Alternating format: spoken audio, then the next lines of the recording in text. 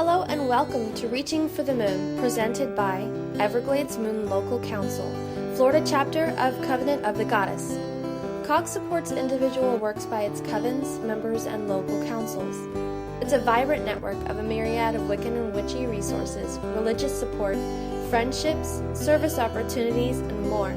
To find out more, visit our website, emlc.net, our Facebook page, facebook.com/EvergladesMoon, or Twitter, @EMLCTweets.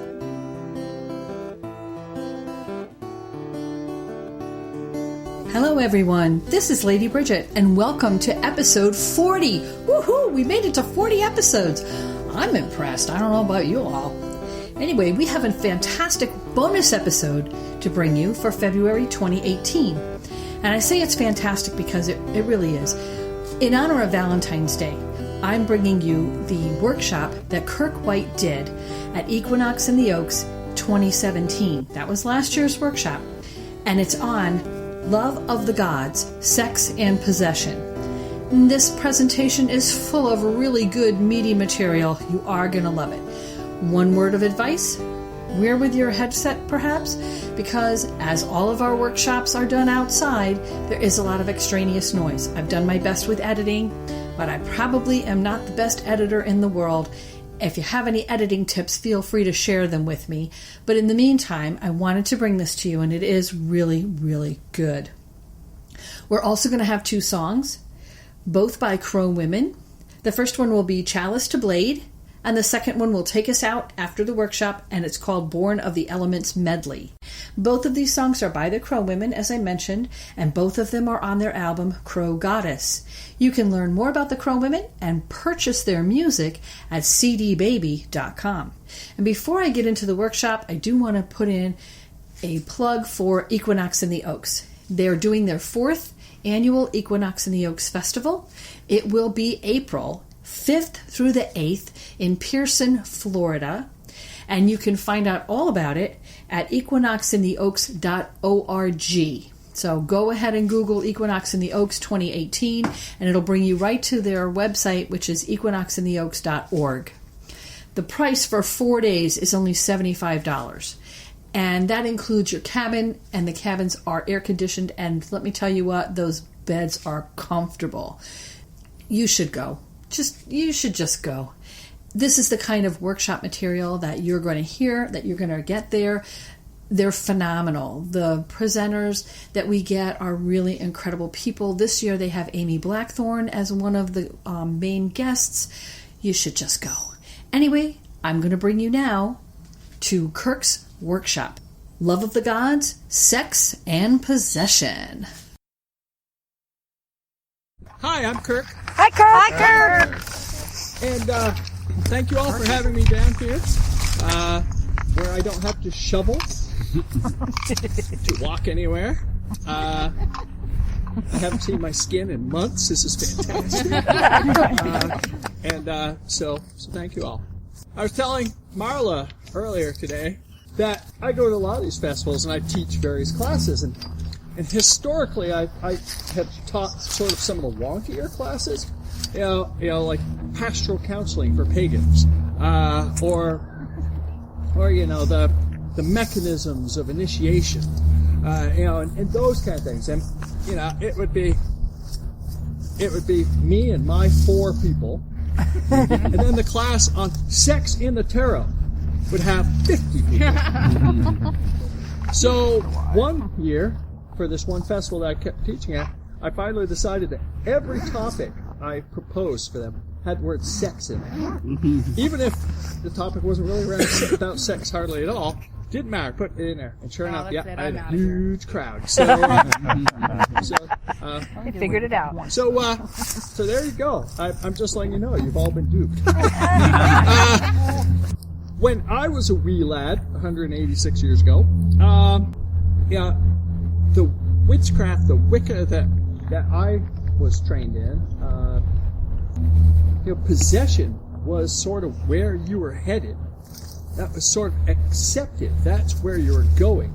And the possession, a large part of that, was so that you could have the actual great right. And we'll talk about more details of that as we go. And if I use phrases that from your tradition you don't know what the hell I just said, please, let me know. So that was what you did, and then somehow I got out into the broader world and discovered that most people did not.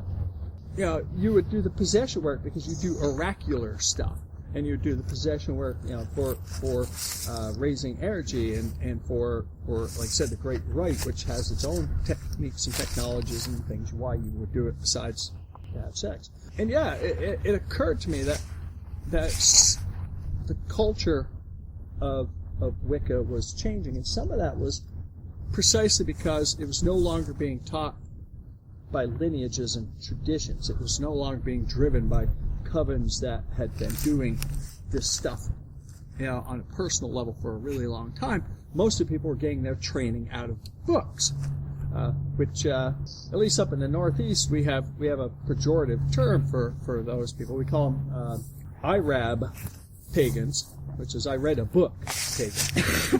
And if you read those books, right, you'll read the ritual, and it says, so and so, priestess calls this and invokes that, and suddenly, and then she draws down the goddess. Period. And there's not generally any information on actually what that means or how she learned the skill to do that. And so I think a lot of pagans I have encountered over the years, and forgive me if I'm being a little snotty, but a lot of them thought that meant, well, I dress in fancy robes and I am the goddess, and while that can be lovely, there's a quantitative and qualitative difference between those two things. There's a difference between ritual and ritual theater that I think people don't always get. So part of what I wanted to do was to introduce this topic back to people. Now I know that at least down here you all have greater exposure to African diasporic religions and stuff like that. So you actually encounter folks that do trance and possession work up in tight ass Protestant Puritan base in New England, where we all look just the same.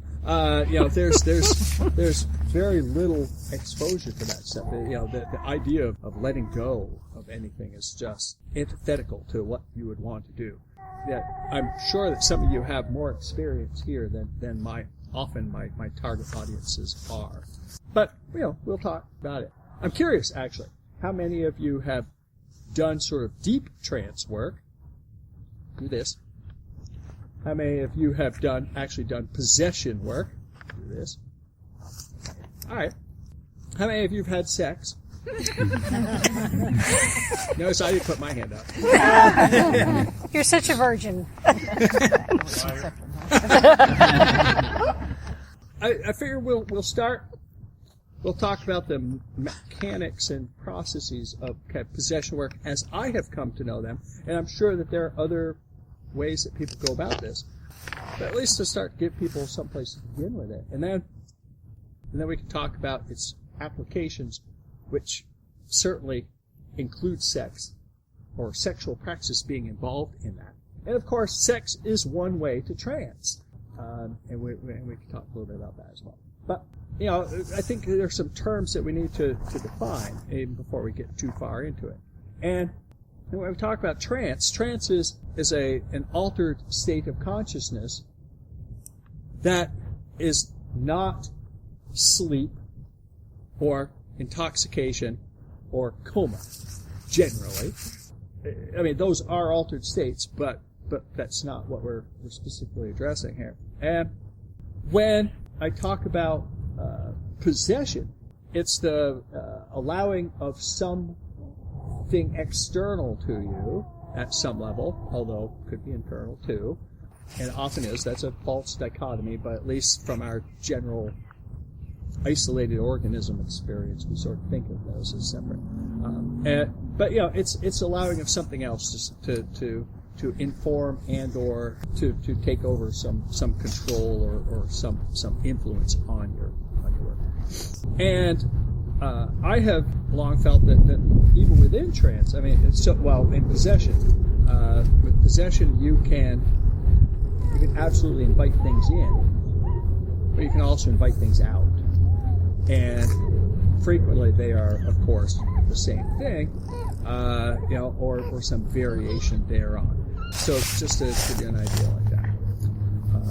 When talking about trance, there's expansive trance, and then there's desensitization trance. So so there are those types of or overstimulation trances. So there are those ones where sensory deprivation will put you in a trance, right? When you shut everything down. Or conversely, you can have so many things going on that essentially you become overwhelmed.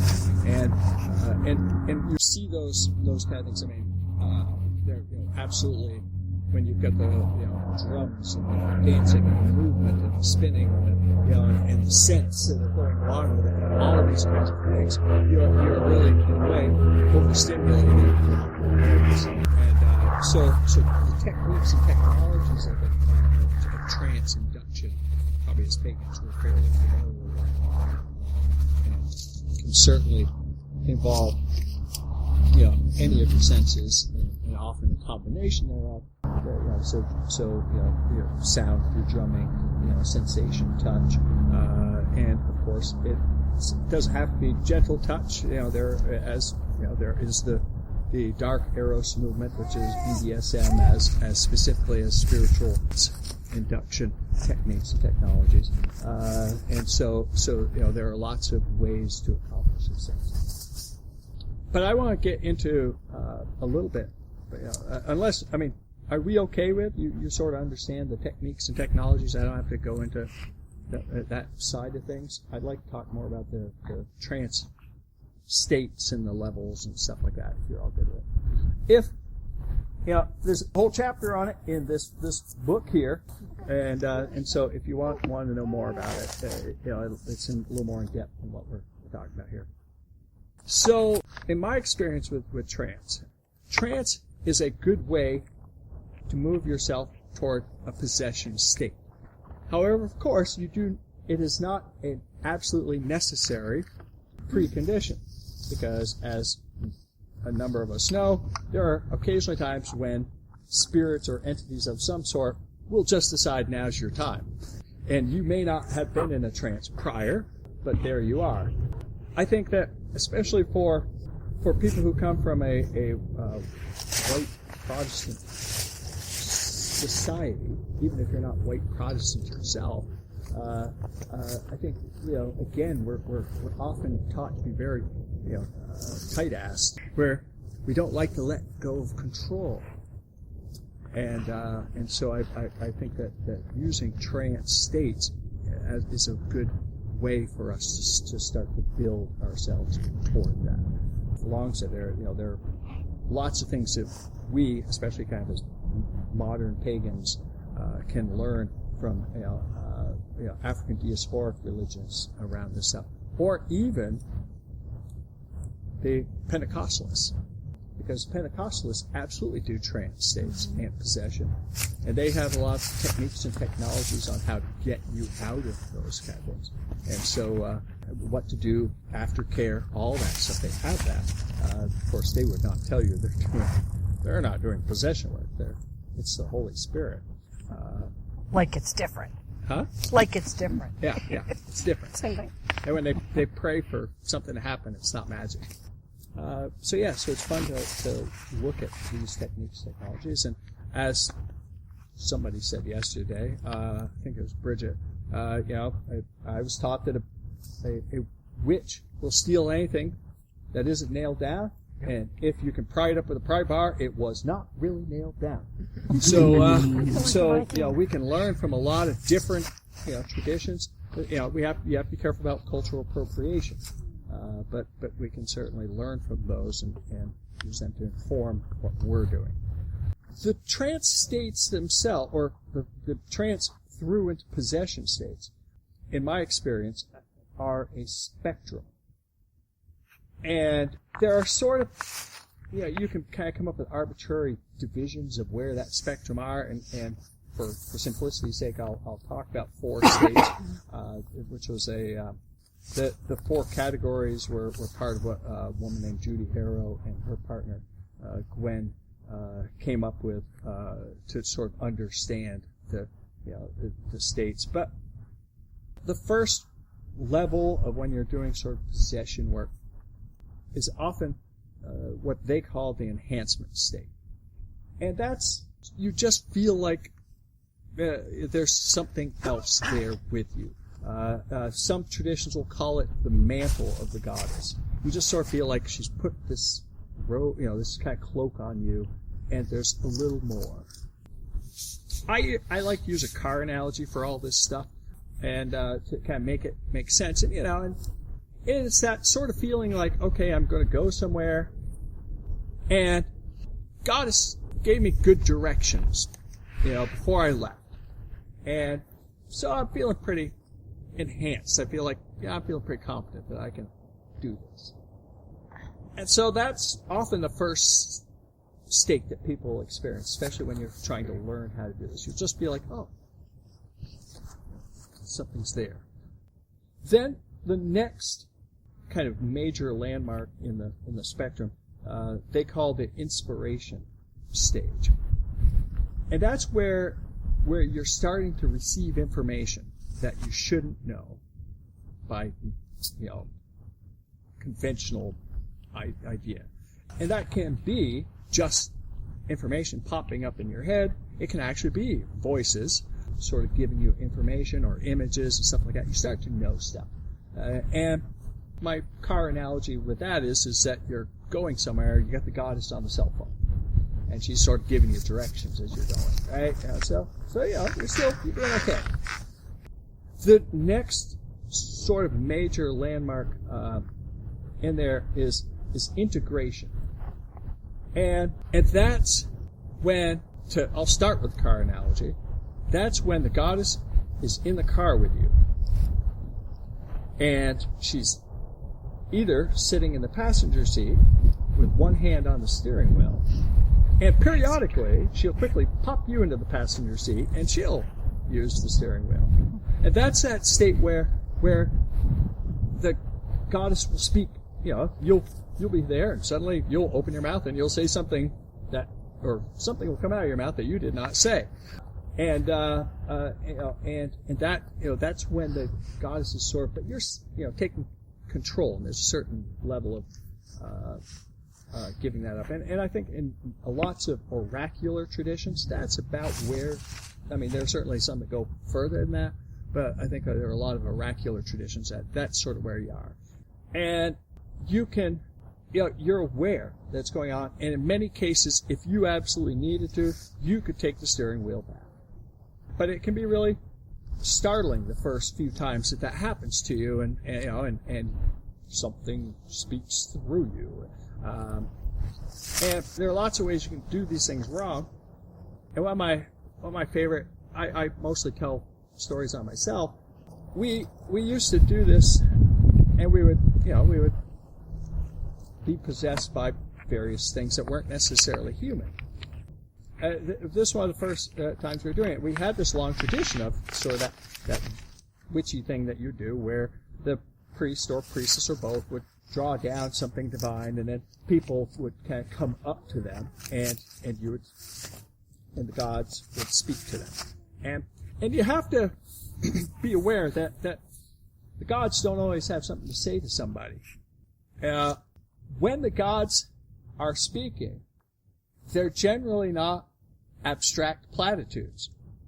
You will come into your power, and you'll embrace your inner self, and the goddess will shine through you, and you'll be whatever you want to be, man. Yeah, that's not the goddess. That's a priestess trying to be the goddess. Right? The goddess is going to say, you remember that thing you said to your aunt last Thursday? You were an asshole. You need to apologize to her. That kind of stuff. Alright, so, but we're feeling saucy, and I'd been doing shape-shifting stuff. I've been working with the gods of various species, non-human species, and so I'm like, I'm gonna channel the god of the deer, I'd been doing a bunch of stuff with her and things like that, and I thought, but I was going to do the gods of the deer. So there we are, boom, and I'm possessed there.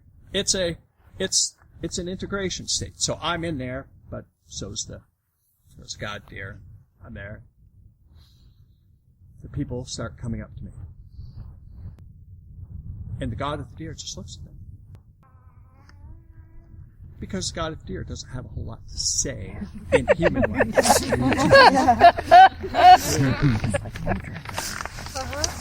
And so, god of the deer is here. And I'm in the passenger seat going, oh, fuck, this is turning out horrible. Yeah. And, so that was one of those, rituals gone wrong. And, it's that kind of state, that sort of integration state. And by the way, all of these states, like I said, the gods don't always have something to say to you. And you can tell, like the people who are really authentic in their practice, because someone will come, if you go up to one of them and they're possessed, and the gods don't have anything to say to them, they will say to you, I have anything to say to you. Right? It's only the priests or priestesses who are feeling really insecure, who feel like, well, I gotta give them something, right? Or the ones that are doing it professionally, and therefore, right, you're a customer, I gotta give you something. But otherwise, or I've been at rituals, Ivo Dominguez's group, up in Delaware. They have this beautiful, triple goddess ritual, where they have, it's a Hecate ritual, and they have, it's a maiden, mother, and crone, and they have the three priestesses, and eventually you kind of go to the one you want to go to.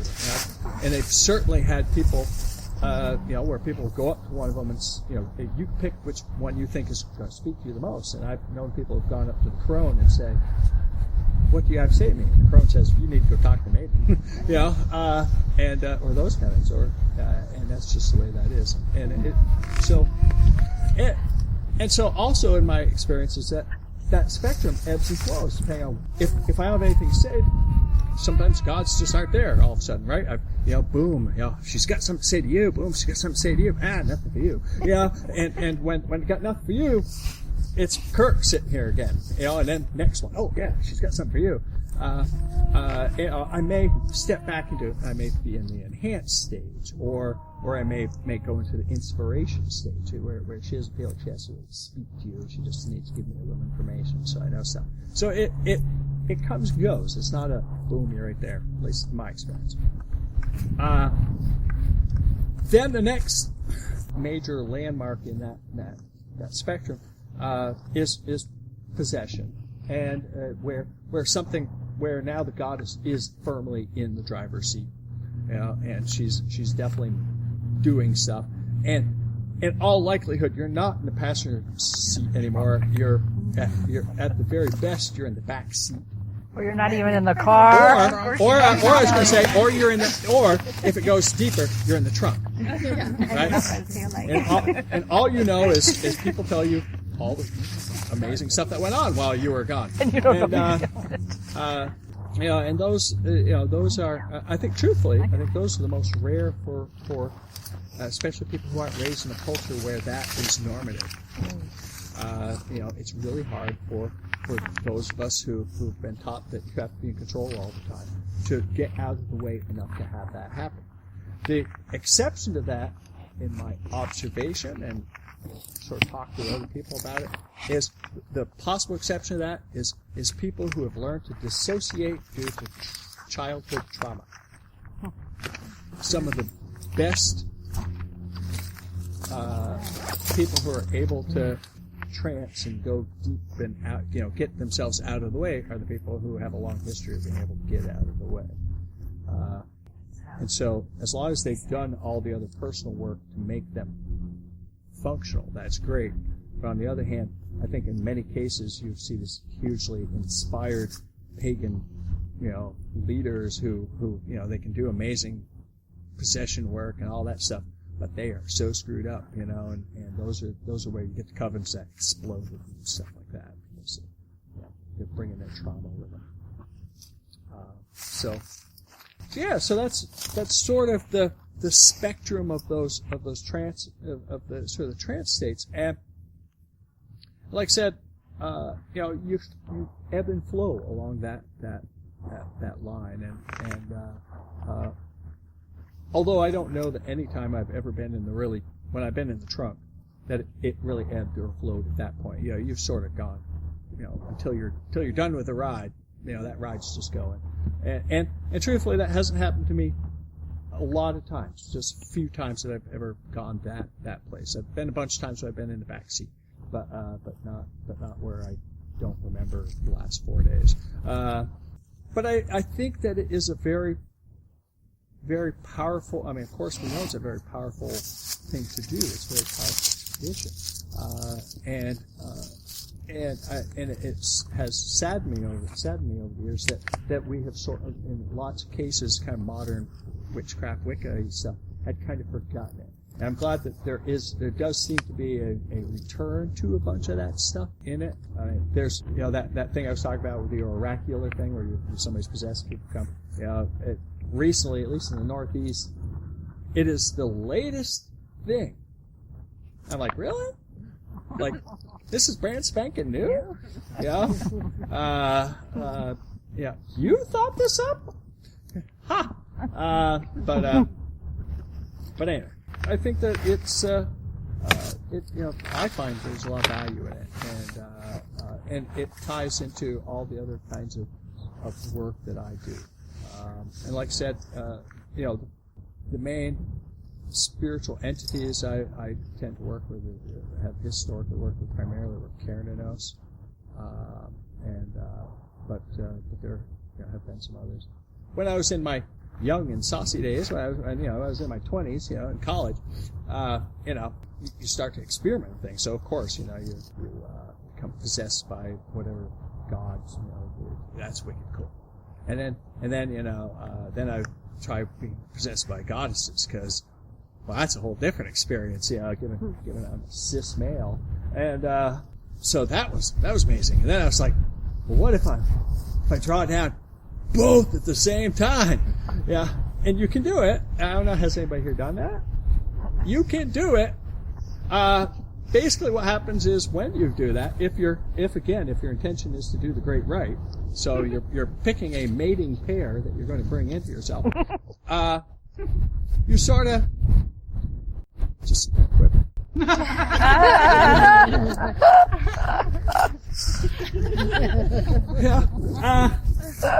I stopped doing that, because otherwise I'd still be there. And, I'll try that. I haven't tried that. But yeah, and then like I said, I started working with the non-human things, and the deer, which led me into the that in a lot of ways led me into the shape-shifting work that I do. I would start out by doing the shape-shifting into deer, and there's a bunch of you were in my class yesterday, but and so would shape-shift into the deer, and then run through the woods and experience the world through the eyes of deer, and it can be really powerful, because we are generally predators, and I think it's especially powerful for us as predators when we shapeshift or channel things that are prey. It's a whole different worldview. As God is to God, so earth is to sky. Together we join as one, you and I. For there is no power greater than love. As woman to man, so chalice to blade, our love it is blessed and magic is made. For there is no power greater than love. As God is to God, so earth is to sky. Together we join as one, you and I. For there is no power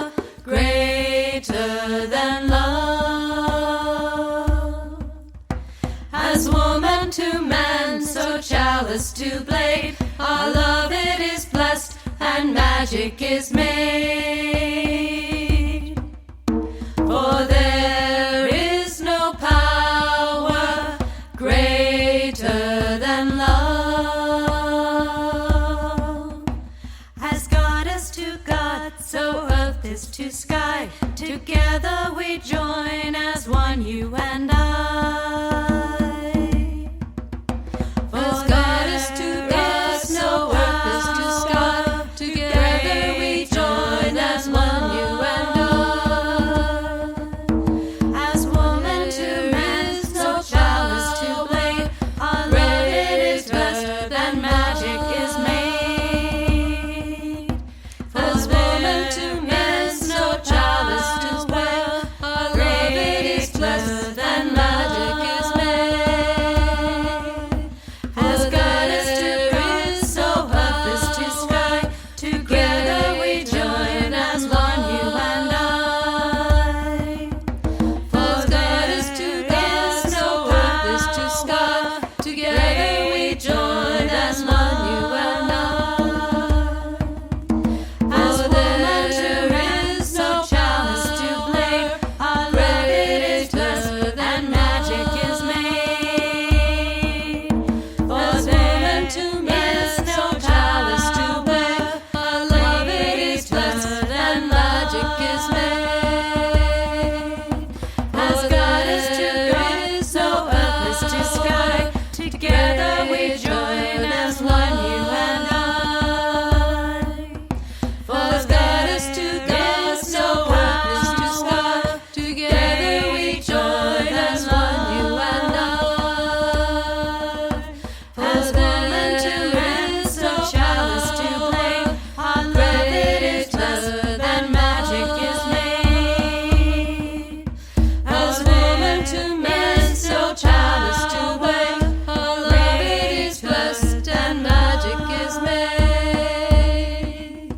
For there is no power greater than love. For there is no power greater than love. For there is no power greater than love. For there is no power greater than love. Actually, this is a diversion from my topic, but this is the way I talk. So I did once. We did this shape-shifting ritual. I had a bunch of people that wanted to do it, and we did a meditation, did journeys basically to find them their animals. Because I don't let people pick their animals, because everybody picks their aspirational animal. I am tiger, or I am panther, or I am wolf. Right? Everybody picks their aspirational one, which truthfully I don't believe often reflects their current magical state. Yes, and so we would do that, and people get really disappointed when you are sow. Some people do, especially and it's almost always the person with the body issues, right? Because the universe likes to fuck with you that way. And so we did this thing where we had everybody do their stuff, and we did it in an enclosure. I had a big party tent that had walls because I did not want somebody to shapeshift into a rabbit and run off into the woods. And this is in October in Vermont, so it's cold.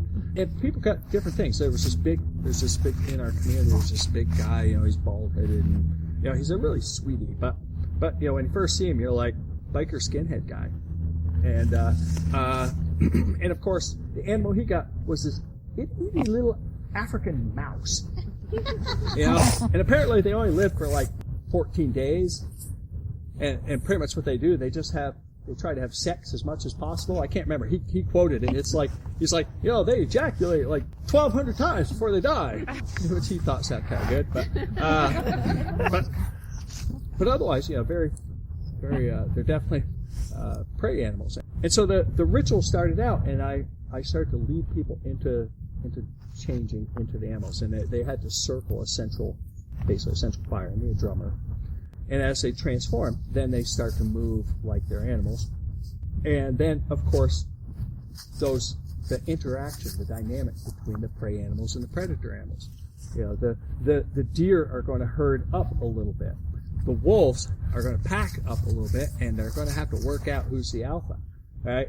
And I had put a guy in charge who I knew I could trust, because he was going to be the alpha of the wolves. Because the way the ritual was designed was eventually the wolves were going to take down me as the deer. And I wanted to trust that whoever I had was not going to shapeshift so completely, he was not going to be in such a trance that he was actually going to bite my throat out. So we had them moving through, and it was wonderful to watch, because the great big guy, right now, is like hiding behind stuff, and he knew that mouse, if it went anywhere, it went in straight lines as fast as it could.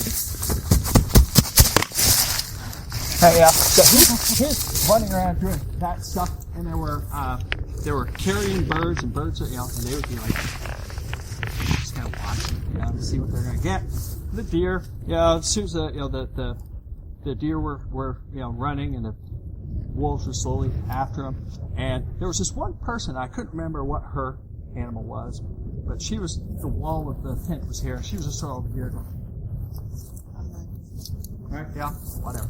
So we're going, and eventually it picks up, and the wolves now have my scent, and they're after me, and it goes faster and faster and faster. Finally, the alpha wolf leaps through the air, and he just takes me down. Boom, and when I go down, I bump into this woman, and what we had forgotten was that she was a bear. It's October in Vermont.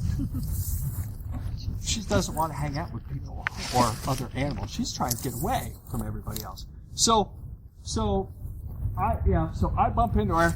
The wolf is like right there, and she turns around and goes, so the wolves back up. And they're just there looking at each other, and while and eventually they're sort of facing off. While they're doing that, all the carrion birds land on me. And then they'd be back and growling and stuff again. And it was pretty funny. And we let it go on long enough that they started to have a sense of that dynamic of life and death, and what it means to be a prey versus a predator. And eventually we stopped it and had them all return to themselves. But there's a trance state kind of ritual that you do. That's, in some ways, that's some of the trance stuff that I do in my work. I do a lot more shape-shifting than I do sort of just drunken trancing kind of stuff at this point. And maybe some of it's because I've got so much air in my chart, so much Gemini that, I find drum circles boring. They have to be more dynamic to me than that. So possession, trance, those things I think can be really important tools. Entering into any of those things. If you shapeshift into deer, your whole world, the way you look at the world, changes. Your awareness, your spatial relationship, the way your body moves. Being possessed by any of the spirits, whether ancestor spirits or gods or anything like that, give you a whole different perspective on the world, a different understanding, different relationship, and can over time cultivate qualities in you that you may or may not want. One of it's a fam tribe that I belong to, a witch fam tribe, and I know, again, some African diaspora groups have, there are some people that have similar issues. Is one of the gods that we work with is Hephaestus. And Hephaestus, he's a craftsman, right? He's the smith of the gods. He's also a lame god.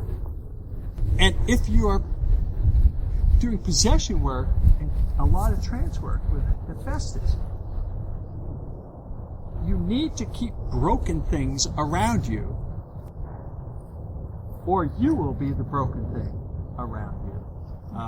And there were a lot of people in that tribe that eventually had a limp from breaking ankles and having had infused and stuff. So there can be danger to this stuff. And I want to be clear. It's not necessarily for the faint of heart. You will get those qualities, the good and the bad, unless you are really careful on how you approach this. So, thoughts, input yet? I see some of you nodding, but I also know some of you are nodding because, this is interesting. Some of you are nodding because, I know this. No. And you have any input on that so far? All of you that did this when I asked that question? Okay. All right. And if you disagree with me or you have a different piece of information, please feel free to speak. No, I want to do that ritual. My wheels are spinning. The shape-shifting ritual? Yeah. Yeah, it's really fun. Cool. Very cool. And I do a shape-shifting workshop at things like this. Pretty much know you were at FPG the last time I was here when I taught it here because that's why you're here. See, even he knows. But I'll give you a quick little fun thing for shape-shifting if you're okay with it. So everybody, get yourself comfortable. Two little exercises at once here, or two separate ones. So you guys sit up a little bit, and what I want you to do is close your eyes, and I want you to take your non-dominant hand and hold it out in front of you. And picture your hand out in front of you, extending from your shoulder out through. Your hand's going to be out here for quite a long time, by the way. And just picture your hand. Be aware of your hand extending from your shoulder out through. Be aware of your tips reaching out toward the center of the circle here. I'd like you to imagine, if you will, that your hand is just starting to relax. The muscles around, and tendons, everything you're holding, all your joints where they are starting to relax. And that with that relaxation, your arm is getting just a little bit longer, extending out just a little bit longer. And I want you to picture it sort of extending a little bit further. And then imagine, if you will, that your arm is opening up even further. The bones are getting a little bit longer. The joints, the spaces between the joints are opening up. The tendons are stretching, and your arm is stretching out. It may be 2 or 3 inches longer than it was when you started. And imagine your arm continuing to stretch, get longer and longer, further and further. Your hand moving further and further away from your body. So that, now it's a couple feet, 2 or 3 feet. It's moving out across the circle, and feel all the muscles stretching, the tendons stretching, the joints getting further apart, your bones getting longer and longer, and feel your hand stretching out across this entire campground. Imagine, see in your mind's eye, your hand stretching out over the campground and starting to move out across over the entire state of Florida, moving further and further away. Everything getting longer and longer, stretching further and further. So now it's extending, out over the water, and it's even moving out further and further, moving out around the globe, extending. So it's moving out across the continents, all the way around the earth. Your arm getting longer and longer, fingers and bones stretching further and further, the joints getting open, just getting longer and longer, until it's all the way around the globe, and your hand is starting to stretch up into the sky, past our atmosphere, and out into the cosmos. When you're ready, open your eyes, take your wrists, find the little crease on your wrist, match them up, put your hands together, and compare your fingers. One hand to the other. Actually, put them right together like this. A certain segment of you will notice that hand is longer than the previous hand. Okay, that's weird. I like that. It's pretty cool. Right? So, now, take your hands, put that hand back out there. Picture it where you left it, out in the cosmos, and start to imagine it contracting, coming back in from the sky, down to the earth, contracting, everything getting shorter, tighter, pulling in around the globe, in over the ocean, coming back in across the state of Florida, coming back in, contracting, getting shorter and shorter as it moves in across this campground, across this circle, and back to you sitting in the chair as you were when you started. And when you've done that, open your eyes, put your wrists back together. Okay, that's just freaking weird. Some people, it's shorter than they started, even. When they come back. Wow. All right?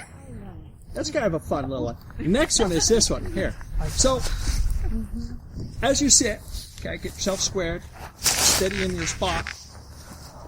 I want you to turn your head all the way to the left, and using your peripheral vision, notice the absolute furthest thing to your left or kind of behind you that you can see. Bring your head to the front, turn to the right, and see the absolute furthest thing you can see. Bring your head back to the front, close your eyes. I'd like you to picture an owl. I'd like you to picture an owl, whatever kind of owl you like, with the pointy ears, the big eyes, the little sharp beak. Right, picture the owl, and I want you to notice how it turns its head. How it can turn almost 180 degrees backwards. And I want you to imagine that you are that owl. And that you are turning your head, looking all the way back behind you, turning your head the other way. Feel yourself being the owl, turning your head.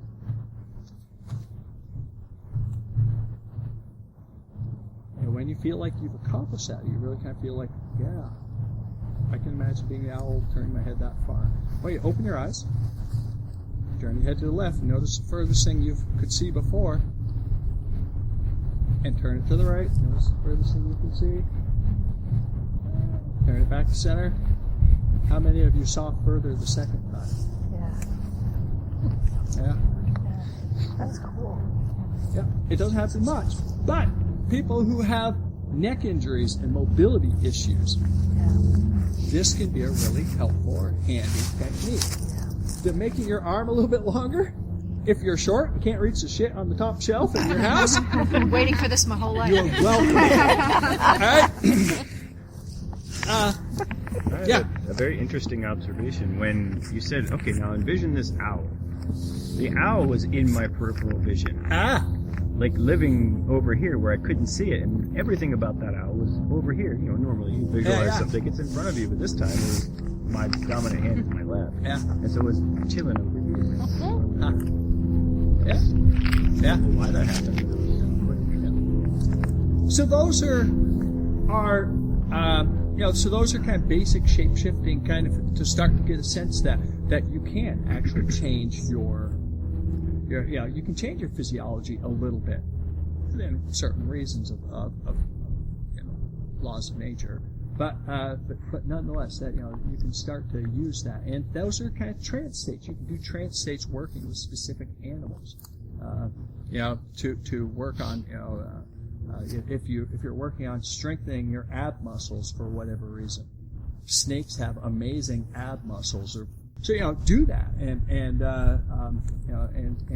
you can become by working with a being. It doesn't have to be an animal. It can be all whatever animal. So we'll get into we'll talk about the sex part of this story soon. I'm a big tease. And with any of these things, I think there has to be caution. You have to, especially because most of us are not trained to let go like that. We really have to work on feeling safe and sane and comfortable. Even in your magical work, safe, sane, consensual. I recommend when somebody wants to work with an entity, whatever that is that first you learn, intellectually everything there is about it.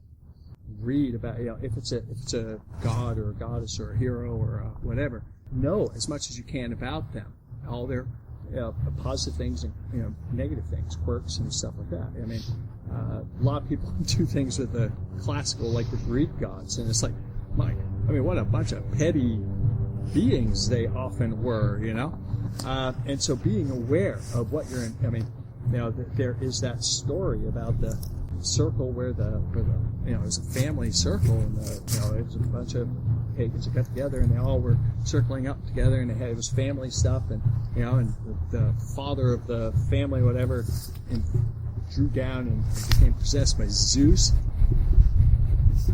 Zeus is a pedophile, amongst other things, and so while possessed, this historically, very respectful, not creepy dad was suddenly perping on all the nubile preteens and stuff, and if you want to blow up your spiritual community, just do that, right? So it's really important to be aware of the pros and cons of what you're being possessed with, and really understand the strengths and limitations. People get surprised. I knew somebody who was doing work with Thor. But there's cross-dresser Thor. He didn't know that, right? People who generally say, "I want to work with Thor," consider themselves pretty macho. But if cross-dresser Thor comes through, well, there you have it, right? Here's an opportunity for you to grow and AFGO, right? So be aware of those things, that those qualities. Know what you're starting to get into. It's like, do some research, get to know them first a little bit, and then you eventually might want to do some offerings.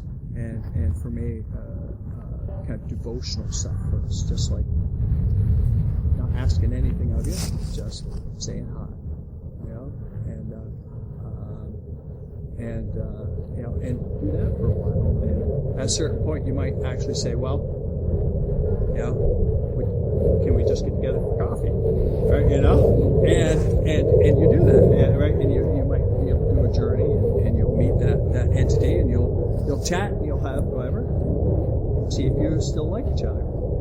At a certain point, you continue that process over a long time. If you find a goddess today and you decide you want to be possessed by her tomorrow, you're moving too fast, right? This should be a months to years long process. You're building a relationship, and so you go through this, you keep meeting them. Eventually, you start to say, well, can we communicate? Can I ask you questions once in a while? And I will give you this in return, right? Because you don't want to be. It's an exchange, and if you don't make the negotiation on what you're going to give them for what they're going to give you, don't worry, they'll find something. Leaving the door open. Right? So it's this entire process. You have to build it up, and over time, and you start to set down boundaries. When they start asking you what they want, you have to, you say, well, no, I've got a boundary here. Yes, I know that you are Aphrodite porne, and that your spiritual devotion is having sex with all takers, but my current relationship status does not allow that, and therefore when we're in ritual, I'm just not going to have sex with everybody who's there, and you need to respect that. And again, people who've done this work at all often know cases of where people have been possessed by horny little gods or goddesses, and blown through all of their relationship boundaries. Although I think sometimes gods get blamed for somebody just being horny. But you need to build in those boundaries. Be aware of what those are. That's why I always recommend that if you're doing this work, you have a buddy or more. Ideally, you have a group that has experience with it. But at the very least, have a buddy who knows what your boundaries are, who's going to be able to bring you back if necessary, who understands the process. If you're really doing kind of possession work, it's important to recognize that different people have different experiences of it. Either possession or trance work. That sometimes it can look like somebody's in trauma, but they're not. And your job as their guardian, their assistant, is to make sure they go through that process. One of the, it's not a possession state per se, it's more of a journey story, but a friend of mine, Maureen, she's a shamanist, and she travels, pretty regularly. And she went to a neo-pagan to do, and went to a ritual, and the leader of it was like, okay, so we're going to travel on the world tree. She's like, yes, I know this, right? And so they first they went up the tree, that's cool, whatever, and then they went down the tree, and so she's like, I've done this for years. I mean, she's old school shaman. She's not the Michael Harner method. She's of the belief that every initiation should be a near-death experience, and she will make that happen. One of her initiations was, I think she fasted for like 2 weeks, then took something like 14 hits of acid and sat in the snow for 48 hours naked. She said, you have not had initiation if you didn't puke afterwards. Right? So it's pretty hardcore.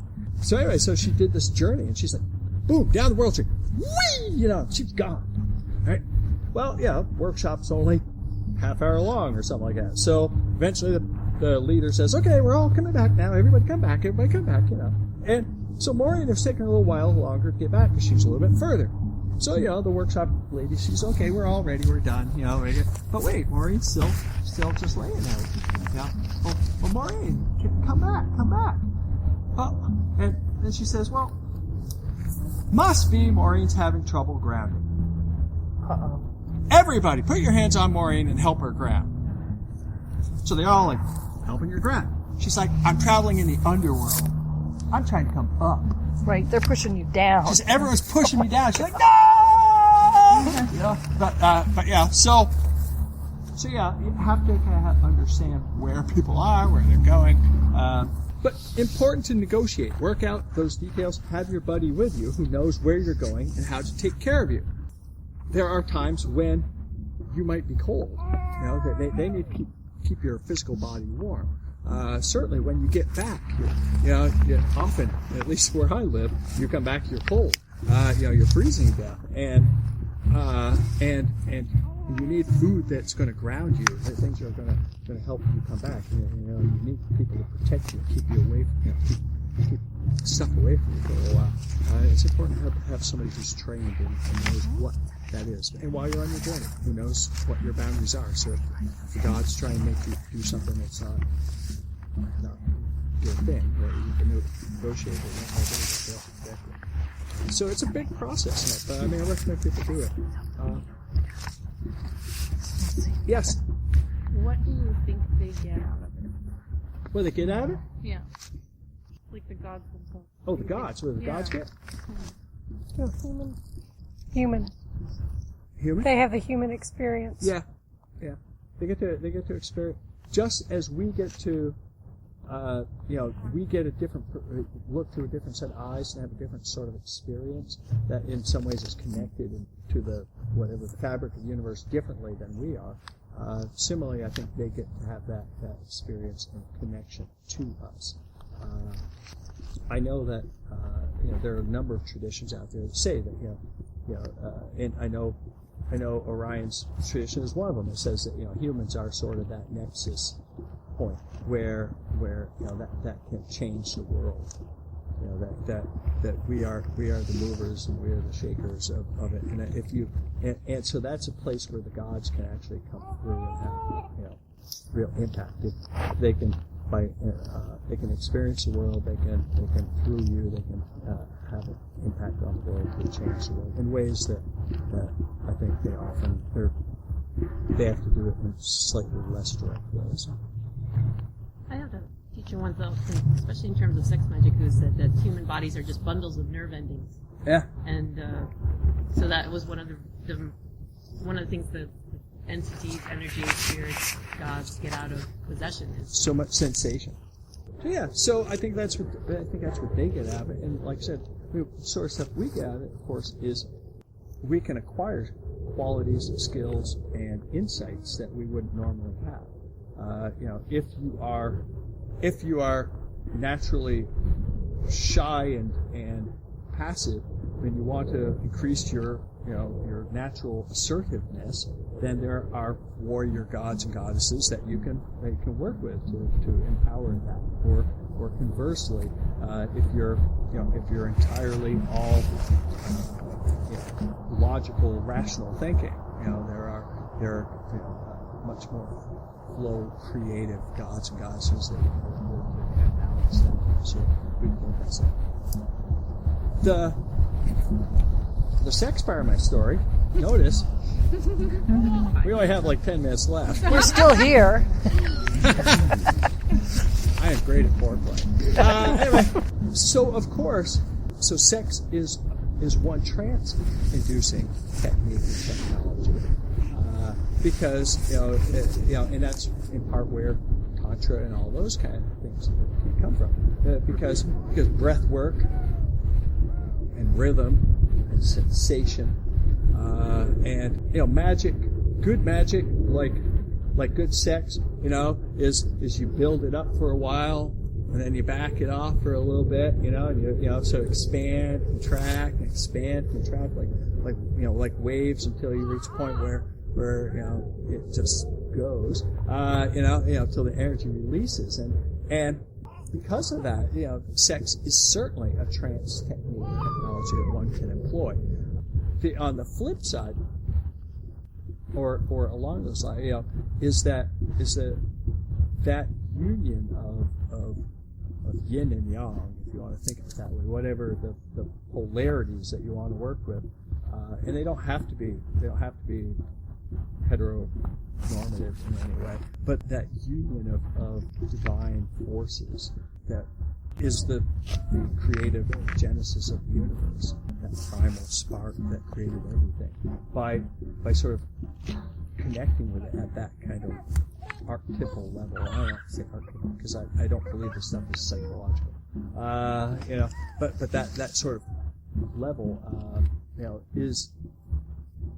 can be deeply transformative. Not only does it feel really good, but it can, I think, start significant change and transformation in your life. And I've long been a believer. I have a little pagan retreat in Vermont. We have 50 acres, and we have festivals there. Our big one's in end of July. It's a 5-day Lunas festival. By the way, you're all invited to come up, because I bet the end of July in Vermont is nicer than the end of July in Florida.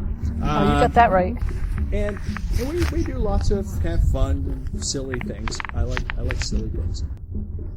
But one time somebody made an observation.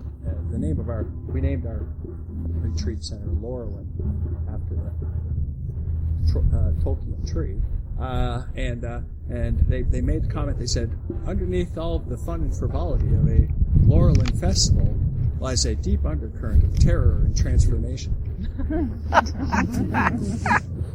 And I'm a firm believer that if you're doing your spirituality, there needs to be terror and transformation. Transformation is always terrifying, because transformation by its definition means something has to die, something has to change, and that's scary, and so you need that kind of thing. And so I think working often with these with kind of God forces or these bigger spirit forces, can really change who you are, and that can be scary. It can be really scary. But on the other hand, you are becoming a more complete person, becoming your higher potential, and you are starting to move into a place where you can co-create your universe with you. It's that because we are all the source of all creation. So I think that's an important reason for why we do things like the Great Light, is we're imitating, reenacting, participating in the very process that the gods are using to make the world as we speak. I come from an emanations worldview, the gods created the world, and they are continuing to create the world. And if they ever stop, then the world goes away. It's not something they did and they went home. And so you are also a god. You're also co-creating that with them. And then, of course, all the energy you raise in that is at a different, if you have sex spell possessed with someone else who's possessed, the volume of the energy that you're going to generate from that is significantly larger. So it's a great technique for bigger magical workings, where you really have to raise bucket load of energy, and so that is absolutely a technique and technology. And then if you want to get into the less lofty utilizations of it, is of course the emissions from this process, the fluids and stuff that are generated from it will also be heavily empowered and can be used for all sorts of spells and charging magical items and stuff like that.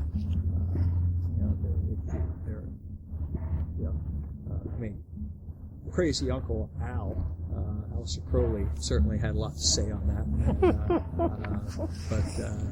But he wasn't all wrong just because he was Crazy Al. Just another reason not to touch anyone's crystals without asking. That's true. Or any other tool, because you don't know. Yeah. And anytime somebody offers you a cake of light, think about it. You do know what they're made of, right? No.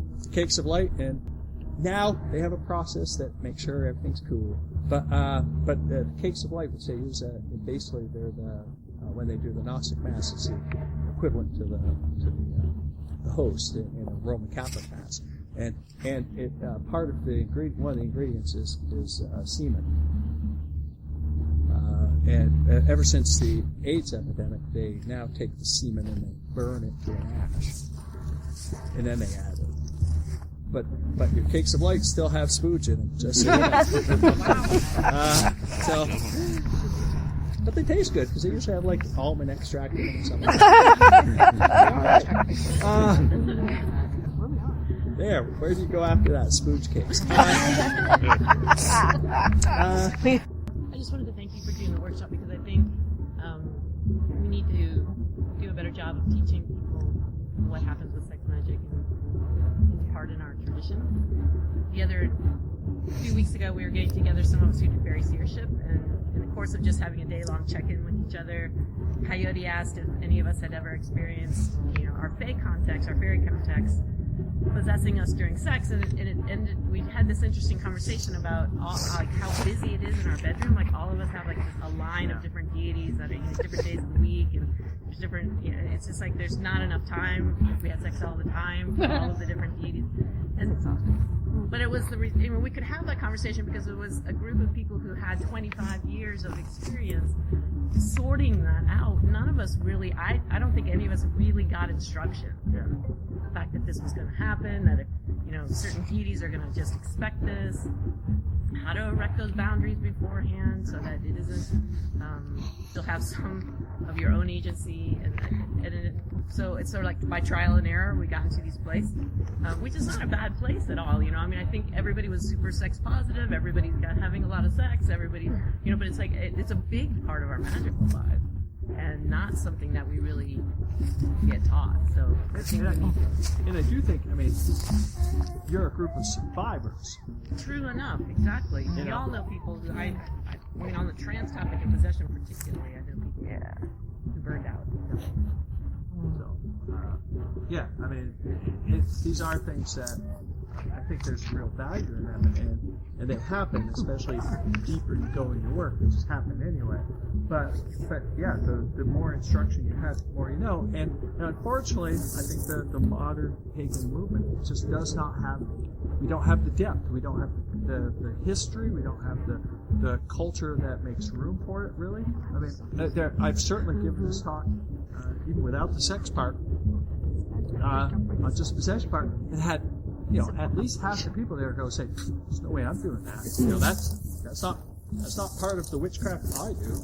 Yeah, and I'm just like, okay, that's okay. But And I think, honestly, the pagan movement, we're growing up now, but for a long time, sex positive just meant you could have as much sex with whomever you wanted. Yeah. I mean, consent is still an issue. Yeah, in consent. the community, Yeah, so consent was not part of that. consent was not part of that original understanding. And so we still have a lot of healing to do on that in terms of just really being positive about it, really knowing it, like honoring it, not making it sacred always, but just at least sort of being helpful.